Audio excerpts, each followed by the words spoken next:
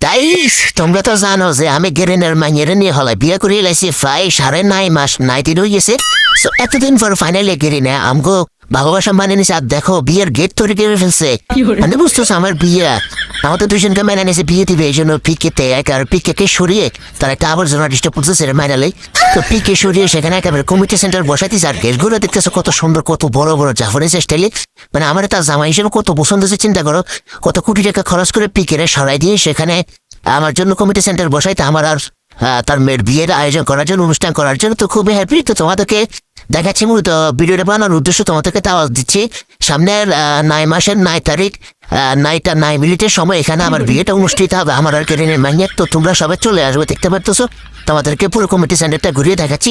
ভাই এখনো কমিটি সেন্টারের কাজ চলতেছে। গেরিনা ভাই শুধুমাত্র একদিনের অনুষ্ঠানের জন্য তার মেয়ের বিয়ে, তো এই জন্য সে সবগুলো তৈরি করতেছে, কোটি কোটি টাকা খরচ করে। বুঝতে পারতেছে ভাবে তাদের জামাই তো আরেকটা মিস্ত্রি উল্টা কাজ করে আমার হাতের দিয়ে পিটাচ্ছে, যে ব্যাপার না ভাই। আরেকটা মিস্ত্রি আমার শেষ করে দিছে ভাই, কিছু করার নাই ভাই। এগুলো মিস্ত্রি গুলো মাথা মরা মেন্টাল। গেরে না যাচ্ছে গাঞ্জা ঘর মিস্ত্রি জুতুন ধরে যাবে কোন গাঞ্জা ঘর। তো যাই তোমাদেরকে উপর থেকে দেখা দিচ্ছি, ড্রোন ওয়েভে দেখিয়ে দিচ্ছি, দেখতে পারতেছো। তো তোমরা চলে আসবে সবাই, কেমন?